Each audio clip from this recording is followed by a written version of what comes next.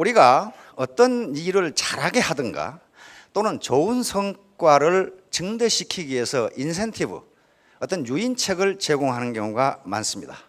예를 들면 성과급 같은 것이 가장 좋은 예예요. 어떤 판매 목표를 정해놓고 이것보다 더 많이 파는 사람은 성과급 얼마 주겠다. 그렇게 되면 전부 다 보다 잘 이 세일즈를 하기 위해서 노력한다. 이런 게 유인책인데, 인센티브인데, 인센티브에 유인책의 역효과라는 게 있습니다. 다시 말하면 좋은 결과를 가져오기 위해서 유인책을 썼는데, 인센티브를 주었는데 전혀 예상하지도 못하고 또는 본래 성과보다 더 나쁘게 성과를 가져오게 하는 유인책들이 굉장히 많습니다. 굉장히 많아요. 국가건 기업이건 조직이건 또는 사설 단체에도 그런 perverse incentives라고 하는데 요 유인책이 굉장히 많습니다. 요 대표적인 예가 코브라 효과입니다. 자, 코브라 효과. 영국이 인도를 식민 지배했을 때 그 당시 수도가 델리인데 델리에 이 맹독성 코브라가 너무 많아. 그 당시에 무슨 뱀 독을 제거할 수 있는 의술이 있는 것도 아니고 물리면 죽어. 그래서 영국의 총독부의 엘리트 관료들은 이 코브라를 제거하는 방법을 구상해냅니다. 그래서 인도인들에게, 인도 국민들에게 코브라를 한 마리 때려 잡아오면 돈을 얼마를 주겠다. 아주 굉장히 좋은 정책이죠. 그러면 서로 코브라를 잡아오면 델리 시내에 코브라가 없어질 것이다. 이렇게 생각했어요. 그런데 1년이 지나고 2년이 지나도 코브라 잡아오는 코브라 숫자가 줄기는 커녕 더 늘어. 그래서 총독부 관리들이 조사를 해보니까 집집마다 코브라를 키우고 있어. 아니, 한 마리 잡아오면 돈 준다고 그랬잖아. 그러면 키워서 많이 잡아가면 될 거 아니에요. 그래서 총독부 관리들이 아이고 이거 아무 효과가 없구나 하고 잡아오는 대가 보상금 지급을 중단해버리자 델리 시내에 코브라가 엄청나게 늘어나 버렸어요. 키우던 코브라를 다 갖다 내버리니까. 그렇죠? 이거 돈 안 준다는데 뭐 때문에 먹이 주고 키우겠어요. 그러니까 코브라 효과는 코브라를 제거하기 위해서 제공한 인센티브가 오히려 코브라 숫자를 늘렸어요. 그렇죠? 여기 지금 어르신들은 초등학교 때 쥐꼬리 많이 잘라갔죠. 저도 쥐잡아가 쥐꼬리 많이 잘라갔어요. 쥐가 많아가지고 그 당시 가을 거지를 해가지고 낯가리를 해놓으면 쥐가 거의 한 30%를 먹어치워. 그러니까 그걸 잡으려고 쥐꼬리 잘라오기를 했어요. 베트남이 프랑스 식민지였는데 베트남 총독부의 관리들이 보니까 하노이, 그 당 수도가 하노이인데 하노이에 쥐가 너무 많아. 그래서 이걸 어떻게 쥐를 없앨까 생각하다가 쥐꼬리를 잘라오는 사람에게 돈을 주겠다 이렇게 된 거예요. 쥐꼬리를 많이 잘라오면 많이 받겠죠. 그래서 계속 그렇게 돈을 지급했는데 어느 날 총독부 관리가 이상한 걸 발견했어요. 하노이 시내의 쥐가 꼬리가 없어. 꼬리가 없어. 베트남 국민들이 과거에는 쥐를 잡으면 때려 죽였는데 이제 꼬리를 잘라면 돈을 준다니까 꼬리만 자르고 놔줘. 그래야 새끼를 많이 낳을 거 아니야. 그렇죠? 그래가지고 쥐가 줄어들기는 그냥 쥐가 점점 많아져. 안 죽이니까, 쥐를 안 죽이니까. 죽이면 꼬리 못 자르잖아요. 그럼 새끼 낳아야 되니까. 이와 같이 쥐를 없애기 위한 의사결정이 쥐를 더 늘렸어요. 이게 코브라 효과입니다. 이게 perverse incentives. 예. 어린이집에서 어린아이 데려오기. 우리 근희지 교수인데 이 양반이 어느 나라 어린이집이나 마찬가지겠지만은 부모가 가야 어린애를 내줍니다. 애기들이니까 어린이집에. 그런데 세계적으로 전부 다 어린이집 교사나 담당자들이 골치가 아픈 게 부모들이 늦게 오는 거예요. 항상 지각을 하는 사람이 있어. 그것은 부모들이 나빠서가 아니고 불가피한 사정으로 늦게 온단 말이에요. 그래서 근희지 교수가 학자들과 함께 이스라엘 어린이집에서 실험을 했습니다. 늦게 온 사람은 벌금을 매긴다 그 말이에요. 늦게 온 사람은 벌금을 매긴다. 그러면 어떻습니까? 뭘 기대했어요? 벌금을 안 내기 위해서 모든 부모들이 빨리 올 것이다 그렇게 착각했는데 며칠 지나자 지각자가 2배로 늘었어. 왜 그렇게 했어요? 벌금을 안 매길 때는 늦게 가면 굉장히 미안했어. 나 때문에 어린이집 교사가 퇴근을 못 하는구나. 그런데 벌금을 매기니까 어때요? 내가 늦는 것은 정당하다야. 그렇죠? 내가 늦는 건 정당. 돈 주면 될 거 아니냐? 이게 돈 주면. 그러니까 미안한 생각이 없어지고 정당한 권리로 생각하는 거예요. 내가 늦는 걸. 이게 퍼버스 인센티브예요. 뭔가 사태를 개선하기 위해서 하는 의사결정이 사태를 악화시켜. 이게 이제 집단지성의 중요성이에요. 여기 계시는 분들도 여러 번 망해본 분들이 계실 거예요. 뭐 지금까지 순탄하게 지내온 분들도 계시지만은 여러 번 어려움을 겪었던 분들이 계십니다. 왜 그럴까요? 혼자 의사결정을 해서 뭔가 시작할 때는 그것이 최적이라고 생각해서 한 거예요. 그러나 예상하지 못한 문제가 있었던 거예요. 예상하지 못. 그러니까 그게 망하는 거예요. 그렇다면은 혼자 의사결정을 하지 않고 집단 의사결정, 다시 말하면 집단지성이 굉장히 중요하다. 나 혼자 하지 말고 요것을 비판적 사고라고 그럽니다. 비판적 사고라는 것은 어떤 문제를 한쪽 시각으로만 보지 말고 여러 각도에서 보아야 된다는 거예요. 그런데 모든 인간은 고정관념이라는 걸 가지고 있기 때문에 혼자서 여러 각도에서 볼 수가 없어요. 왜냐하면 자기는 그것이 최적이라고 생각하거든. 그러나 이와 같이 애터미 조직처럼 각양각색, 여러 가지 경험, 학력 또는 나이, 성별 이런 사람들이 모이면은 자동적으로 여러 각도에서 보게 돼요. 그래서 최적 의사결정이 이루어집니다. 이게 집단지성이에요. 자, 이런 것들이 집단지성입니다. 함께 하는 거예요. 이렇게 함께. 요 퍼즐을 맞추는데 혼자 맞추는 것보다는 같이 맞추는 게 더 정확하고 빨라요. 이게 집단지성이에요. 이렇게 같이 하는 게 빠릅니다. 혼자 자전거를 타는 것보다 여러 사람이 같이 타는 게 힘이 덜 들어요. 마찬가지 요 컬렉티브 인텔리전스라는 게 이런 책이 많이 나와 있습니다. 원서로 집단지성. 어떻게 혼자보다 같이 능력을 발휘할 것이 하는 문제예요. 자, 여기 보세요. 요 두 염소가 여기 지금 서로 자기 먹이를 먹으려고 잡아다니지만은 먹지 못해요. 그러다가 왜 그럴까? 번쩍 아이디어가 떠올라서 이놈 먹고 다 먹고 같이 먹으면 되잖아요. 이게 집단지성이에요. 나만 먹겠다고 하면은 둘 다 못 먹어요. 둘 다 못 먹는다. 자, 이제 누가 부자가 되는가? 본격적으로 한번. 누가 부자가 된다고 했는지 실제로 어려운 상황에서 어려움을 딛고 부자가 된 사람들 말을 들어보면 거기에 부자가 되는 방법이 있어요. 자, 우리 헨리 포드 자동차 왕이죠. 이 양반 때문에 사실은 우리가 자동차 타고 다녀요.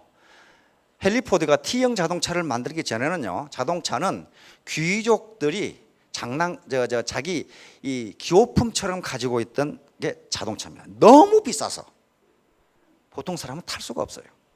그런데 헨리 포드는 어떻게 생각했냐면, 아니, 자동차를 꼭 귀족만 타라는 법이 어디 있느냐? 일반 서민도 타야 될 거 아니냐? 그러면 일반 서민이 타려면 어떻게 해야 되겠습니까?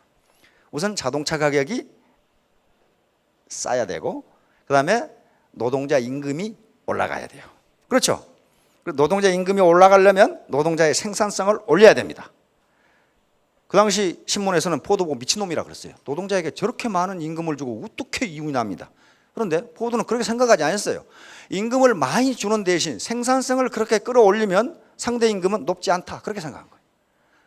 그래서 그 노동자들이 소득이 많아지면 자동차를 사게 될 테니 그러면 자동차가 많이 팔리면 또 이익이 아니냐, 이렇게 생각한 거란 말이에요. 그래서 컨베이어 시스템이라고 하는 지금 우리 자동차 시스템, 그 생산 시스템을 만든 사람이 포드예요. 이 사람 뭐라고 그랬습니까? 한번 봅시다. 대부분의 사람들이 사소하다고 무시하는 것들에 관심을 갖는 소수가 부자가 된다. 그래서 자, 사소한 곳에 돈이 있다는 거예요. 중요하고 멋진 곳에 돈이 있습니다. 있는데 그건 보통 사람들 몫이 아니에요. 똑똑하고 잘난 분들이 다 그 자리를 차지하고 있어서 그쪽에 가서 기웃거렸다가는 쪽박차기 딱 맞아요. 신림동 고시촌에 가면요, 사법고시 본다고 한 10만 명이 우글거리고 있어요. 말이 고시 준비생이지 실제로는 백수입니다. 그렇죠? 쥐가 백수지 뭐예요 그게. 근데 제가 보기에는 거기 안 있을 놈이 그거 있어요. 그 실력 가지고는 고시 합격 못해요. 그런데 10년째 고시 공부를 하고 있는 놈이 있어. 그거 뭐예요? 똑똑하고 머리 좋은 사람들이 차지해야 할 자리를 지가 차지하려고 하기 때문에 그렇단 말이에요. 그런 자리가 없는 게 아니에요. 멋지고 폼 잡으면서 돈을 벌 수 있는 자리가 있는데 그건 보통 사람들의 자리가 아니라는 거예요. 그럼 보통 사람들이 돈을 얻을 수 있는 것은 사소하다고 무시하는 것들에 돈이 있어요. 돈이 있다고. 이건 제가 한 소리가 아니고 헨리 포드 자동차 왕이 한 소리예요 지금. 자동차 왕이. 그래서 이제 담대 심소란 말은 담력은 크고 멀리 크게 보면서 심소는 세밀하게 본다는 게, 자세하게 본다. 자세하게 본다. 일반적으로 장군이 갖춰야 할 덕목을 담대 심소라고 합니다. 장군은 담력이 크고 전장 전체를 볼 수 있는 눈이 있어야 되고 부하 하나하나에 대해서 세밀하게 살필 수 있는 그런 능력, 무기체계 하나하나에 대해서 세밀하게 살필 수 있는 그런 마음가짐을 가져야 장군이 된다고 돼 있습니다. 담만 크고 세밀하지 못하면 어떤 현상이 빚어지냐면요, 일은 크게 잘 벌리는데 뒷감당을 못해. 근데 그런 사람 많이 봤어요. 일 벌리는 데는 기가 막혀. 근데 항상 보면 손해야. 입에서는 맨날 억억 그래. 억억 그러는데 주머니에는 동전 한 푼도 없어. 근데 그 사람이 능력이 없냐면 있어요. 있는데 일을 벌리는 능력이 있는데 수습할 능력이 없어요. 따라서 경영자든 리더든 장군이든 애터미 사업자들은 담대 심소해야 크게 성공할 수 있습니다. 이 시대의 흐름과 경제의 흐름을 크게 넓게 볼 수 있어야 되고, 그 다음에 우리 스폰서, 우리 파트너들 세밀하게 유통의 흐름을 세밀하게 볼 수 있어야 됩니다. 만약에 세심하기만 하면은 큰 실수는 안 해요. 그런데 크게 성공하지도 못해요. 마음이 너무 작으면. 그리고 사소한 문제에 대해서 자기가 상처를 받아. 파트너 중에는 별의별 인간이 다 있거든요. 그걸 어떻게 하겠어? 자기가 컨트롤할 수 있는 변수가 아니에요. 그런데 그 파트너가 한 조그마한 문제에 대해서 스폰서가 너무 큰 상처를 받으면요, 일을 전개해 나갈 수가 없어요. 따라서 담대와 심소라는 덕목이 두 개 다 갖추어져야 돼요. 일반적으로 훌륭한 경영자들은 두 개를 다 갖추고 있어요. 애터미 리더는 마찬가지입니다. 우선적으로는 셀프 리더예요. 왜 셀프 리더예요? 자기가 자기를 리드해야 돼. 애터미는 진입과 퇴출 자유가 있습니다. 아무런 비용 부담 없이 법률적인 하자가 없으면 누구든지 회원이 될 수 있고 사업자가 될 수 있어요. 그리고 하다가 하기 싫으면 지 마음대로 나가도 그만이에요. 그러나 일반적으로 모든 조직은 그렇게 되지 않습니다. 거의 대부분의 조직은요, 진입하는데 장벽이 있고 퇴출하는데도 장벽이 있어요. 마음대로 하고 싶다고 하고 말고 싶다고 말고 그렇게 되질 않아요. 그러나 유일하게 애터미만은 진입과 퇴출 자유가 있기 때문에 하든 말든 자기 마음이에요. 그러니까 곧 자기가 자기를 올바로 리드하지 못하면 성공할 수 없다는 거예요. 자기가 자기를 리드해야 돼요. 셀프 리더입니다. 그래서 바로 그 리더가 가져야 할 덕목이 담대 그리고 심소. 담력은 크고 넓게 보고 그렇게 하되 자세한 것까지를 따져봐야 된다. 자, 바로 이순신 장군이 하신 일이에요. 이순신 장군은요, 그 당시 시대의 흐름, 역사의 흐름, 왜군의 동태, 그 다음에 왜군의 전략을 다 알고 있었어요. 크게 알고 있었어요. 그러나 부하 하나하나를 굉장히 세밀하게 챙겼고, 만약에 자기 밑에 수하 장수 중에 또는 자기 부하 중에 전투를 하다 전사를 하면은 그 가족들이 있잖아요. 부인하고 자녀들이 있잖아요. 그 부인과 자녀들 평생 책임을 졌어요. 그렇게 세밀하게 했어. 그래야 싸우지. 그래야 싸우죠. 이게 가장이 죽어버리면 어떡하겠어요 지금. 집에 남은 부모와 이 자녀들은. 그렇게 세밀하게 부하를 관리하고 전략을 짜고 전술을 챙기고 그렇게 했어요. 그러니까 바로 장수로서는 최고의 장수입니다. 자, 이제 대관소찰. 이것은 크고 넓게 보되 역시 세밀한 것까지를 살펴라. 이런 얘기입니다. 그러니까 우선 시대의 흐름에 대해서 대관을 할 수 있어야 됩니다. 이렇게 망원경으로 멀리 넓게 보는 시각, 그리고 현미경으로 아주 자세하게 보는 시각을 동시에 가져야 된다. 빌 게이츠 모르신 분은 없을 거예요. 마이크로소프트 회장이죠. 가난하게 태어난 것은 당신의 잘못이 아니지만 가난하게 죽는 것은 당신의 잘못이다. 그러니까 빌빌거리면 안 된다고 빌 게이츠가 지금 얘기를 한 거예요. 지금 빌 게이츠는 자수성가한 사람이에요. 자기 아버지가 무슨 마이크로소프트 무슨 그런 거 한 거 아니에요. 그렇죠? 혼자 한 거예요. 혼자. 가난하게 태어난 것은 자기가 선택할 수 있는 문제가 아니에요. 그거 자기 잘못 아닙니다. 그러나 가난하게 늙거나 살거나 죽는 것은 자기 잘못이다. 이걸 또 스티브 잡스, 애플이죠. 가난하게 태어난 것은 자기 죄가 아니지만 가난하게 늙는 것은 자기 죄다. 다시 말하면 가난한 것이 자기 죄다. 그건 부모의 죄도 아니고 사회의 죄도 아니고 누구 탓도 아니고 네 탓이다. 자, 남들이 꺼리는 곳에 돈이 있다. 어떤 자수성가한 부자가 또 이 말을 해놨더라고. 봅시다. 왕년에 공부 좀 했다고 편한 일자리만 찾아다녀서는 안 된다. 그럼 평생 월급쟁이 신세를 면하지 못한다. 돈은 남들이 꺼리는 일을 하는 데 따르는 보상이다. 젊은 사람들이 그저 편하고 안전한 일만 하려는 걸 보면 한심해 죽겠다. 이 사람 초등학교 나온 사람이에요. 그런데 어디에 돈이 있다고요? 남들이 꺼리는 곳에 돈이 있다. 아까 포드는 사소하다고 무시하는 것들에 관심을 갖는 소수가 부자가 된다. 자, 그래서 XX구 뉴타운에 있는 슈퍼마켓에 제 친구가 XX구에 뉴타운에 삽니다. 뉴타운이 굉장히 좋더라고요. 굉장히 깨끗해. 한꺼번에 지었기 때문에 집이 낡고 헝것이 그런 게 없어요. 다 똑같아. 그리고 가게도 슈퍼마켓도 전부 똑같아요. 사이즈도 똑같고 규모도 똑같아요. 그런데 이렇게 길 양쪽에 마주보고 있는 슈퍼가 있는데 한쪽은 사람이 넘치는데 한쪽은 팔이 날려. 그래서 이 친구가 그 현상을 이상하게 생각을 했대. 아침마다 부인하고 아침 일찍 일어나서 이렇게 산책을 하는데 은퇴를 했으니까 굉장히 고관대자까지 했던 친구입니다. 이상하다. 저 집은 장사가 잘 되는데 왜 안 되는가? 그래서 양쪽 가게를 다 가봤더니 취급하는 품목이 똑같아. 슈퍼마켓이니까 다 같을 거 아니에요. 다 똑같아. 근데 왜 이 집은 안 되고 이 집은 안 되는가? 그래서 그놈은 참 할 일 되게 없는 놈이죠. 은퇴했으니까 할 일이 없으니까 그 생각을 하는 거예요. 왜 저 집은 잘 되는데 이 집은 안 될까? 그걸 연구하기 시작한 거예요. 그래가지고 저한테 물어요. 내가 발견한 게 이 세 가지인데 이 세 가지가 영업하고 관계가 있느냐? 그렇게 묻더라고요. 뭔가? 그랬더니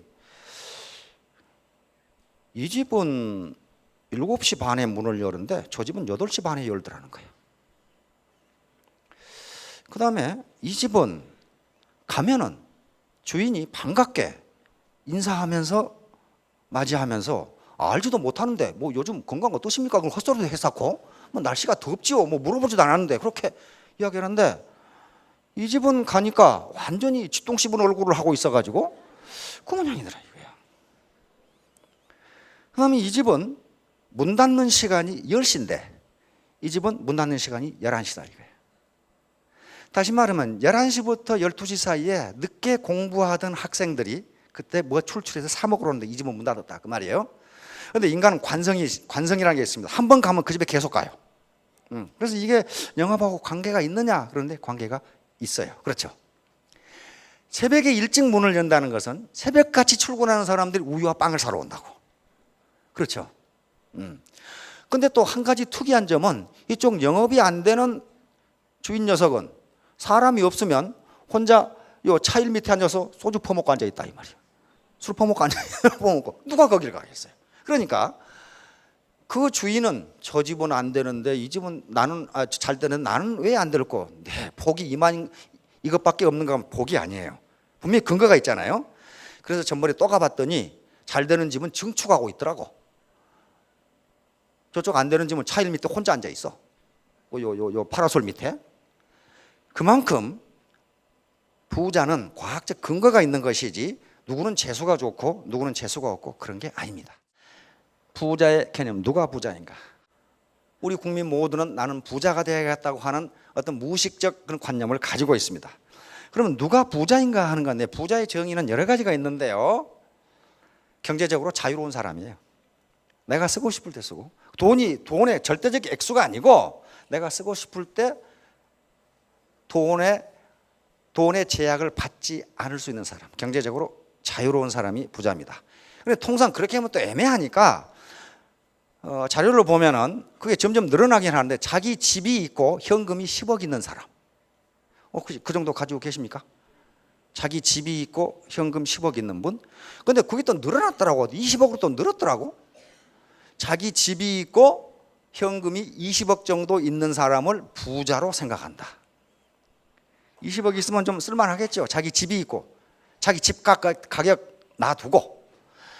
자, 그런데 현재 높은 소득이 곧 경제적 자유를 의미하지는 않습니다. 우리 주변에 보면요, 자수성가형 부자가 의외로 많아요. 다시 말하면 자기가 일해서 자기 아이디어로 돈을 번 사람이에요. 옛날에는 상가에 가게를 한다든가 뭔가 슈퍼마켓을 한다든가 해서 이렇게 됐어요. 자수성가형 부자. 그러면 우리가 희망을 가질 수 있는 것은 요 자수성가형 부자예요. 지금 백마탄 왕자를 만날 수도 없고, 지금 여자분들은 무슨 재벌 3세를 만나기가 조금 늦은 것 같고 그렇잖아요. 지금 무슨 뭐 로얄티를 받을 수 있는 소설을 쓰기 신다고 해도 죽기 전에 다 써질지 그것도 모르겠고, 그러니까 결국은 다른 방법, 자수성가를 찾을 수밖에 없어요. 이제 자수성가를 해서 부자가 되려면은 부자 기질을 가져야 된다고 전문가들은 이야기합니다. 부자 기질과 가난뱅이 기질이 따로 있다는 거예요. 그런데 부자 기질, 사고만, 부자 A입니다. 긍정적이고 낙관적인 사고만. B는 부정적이고 비관적인 사고만. 이것은 누차 설명을 했습니다. 이게 자기 충족적 예언이고 피그말리온 효과라는 그겁니다. 즉 믿는 대로 이루어진다. 이건 이미 학문적으로 아주 여러 번 증명된 그런 사실입니다. 내가 부자가 되겠다는 강한 신념이 있으면 거기에 테크닉도 나오고 그렇게 된다, 그런 얘기입니다. 자, 새로운 대안 애터미 사업. 자, 이제 IMF와 세계 금융위기를 거치면서 부자가 될 수 있는 기회가 많이 사라졌습니다. 사라졌는데 아직도 기회가 완전히 없어진 것은 아니에요. 그 하나의 대안이 애터미 사업이에요. 다른 대안이 또 있을 수가 있습니다. 더 좋은 대안이 있으신 분은 그 대안을 가지고 부자가 되도록 노력하십시오. 그래서 애터미 사업으로 성공하기 위해서는 하나의 대안이 됩니다. 사회적 계층 이동의 사다리를 올라갈 수 있는 하나의 대안이에요. 빈곤의 강을 건너갈 수 있는 하나의 대안이에요. 이것이 유일한 대안은 아닐지도 모릅니다. 다른 대안이 있을 수가 있어요. 분명히 있습니다. 그러나 애터미 사업이 내가 경제적 자유를 얻고 사회적 상향 계층 이동으로 갈 수 있는 사다리가 될 수 있다고 판단하신 분은 어떻게 하면 성공할 수 있냐면 이렇게 하면 성공할 수 있어요. Do just now. 지금 시작하라. 72대 1의 법칙이라고 제가 누차 얘기했습니다. 전문가들의 연구에 의하면 자기가 결심한 바를 72시간 내에 행동으로 옮기지 않으면 그것이 성공할 확률은 1%도 안 된다. 반드시 행동으로 옮겨야 된다. 그래서 이것이 대안이라고 생각하신 분은 즉시 시작하십시오. 대안이 아니고 다른 더 좋은 대안이 있다면 그걸 즉시 시작하십시오. 두 번째, do together, 함께하라. 앞에 부자 기질이 나왔고 여러 현자들의 말이 있었습니다. 그런데 내가 저걸 어떻게 하지? 혼자 하라는 게 아니에요. 혼자 하면요 그렇게 못합니다. 못할 가능성이 높아요. 세 번째, do ardently, 간절한 마음으로 하라. 반드시 성공하겠다, 내가 반드시 경제적 자유를 얻겠다는 간절한 마음이 없이는 어느 것도 성공할 수 없습니다. 이 사업이 성공할 수 있는 가능성이 있지만은 성공을 보장하는 것은 아닙니다. 그 보장은 자기가 해야 돼요. 그리고 초기에 오토 판매사가 될 때까지는 굉장히 어려울지도 몰라요. 가장 세상에서 제가 지금까지 살아보니까 어려운 일이 사람 상대하는 일이에요. 사람 상대하는 일이 제일 어려워요. 기계를 상대하거나 무슨 수학 문제를 풀거나 그것은 혼자 씨름하면 되는데, 사람 상대하면요 사람을 미치게 하는 놈들이 있어요. 그렇죠? 그걸 참아야 된단 말이에요. 내가 우리 부모님께 효도를 해야 되겠다. 우리 부모님 지금까지 내가 계속 부담만 되어들었는데 효도를 하겠다. 그 간절한 마음 하나, 여러 가지가 있겠죠. 자식 교육, 그 다음에 형제간에 대한 그 다음에 사회에 대한 봉사, 자기가 믿는 종교에 대한 전도, 이런 거 하려면 돈이 필요하잖아요. 그것이 간절한 마음이 되면은 성공할 수 있다. 눈앞기법 절대로 포기하지 마라. 이건 현자들이 늘 하는 얘기죠. 실패는 능력이 부족해서가 아니라 중간에 그만두었기 때문이다. 그 말이 마시다 고노스케 같은 사람들. 그렇죠. 자, 같이 하면 모두 부자 기질을 가지실 수 있고 3년 뒤에 4년 뒤에 모두 큰 성공을 거두실 겁니다. 예, 감사합니다.